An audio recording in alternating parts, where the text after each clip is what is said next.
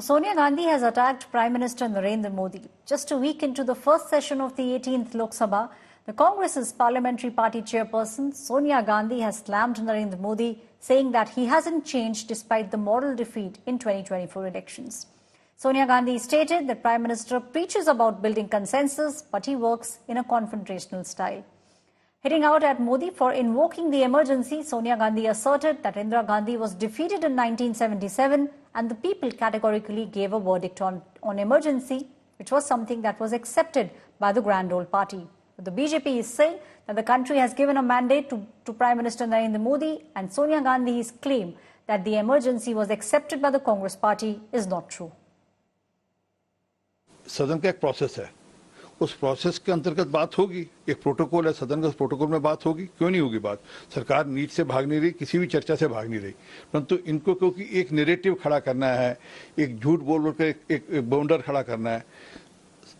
Discussion करें, राष्ट्रपति के अभिवादन पर चर्चा हुई है, अब बाकी सब्जेक्ट पे भी चर्चा होगी, इमरजेंसी पे चर्चा होगी कि इमरजेंसी कैसे लगी, नीट पे चर्चा होगी, इनको रेलवे पे चर्चा करनी, उस पर भी चर्चा करें।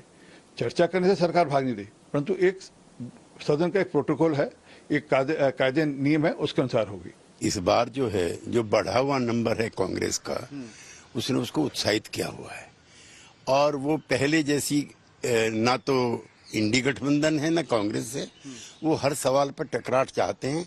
सोनिया जी का लेख भी उसी आलेख में सम्मिलित है और कांग्रेस पार्टी के नेताओं का जो व्यवहार है वो भी उसी में। दोनों गठबंधनों को बैठ करके तय करना चाहिए। जिस तरह से स्पीकर के चुनाव को चुनौती दी गई, वो भी लोकतंत्र के अंदर कोई स्वस्थ परंपरा नहीं है। जब आप पहले दिन से ही स्पीकर को एक दल विशेष का प्रतिनिधि मान लेंगे तो जो सदन की स्वतंत्रता वो अपने आप ही खराब लगने लगेगी। सोनिया जी की बात सही है। जो जनादेश 2024 के लोकसभा चुनाव में आया है, वो नरेंद्र मोदी जी की व्यक्तिगत हार है।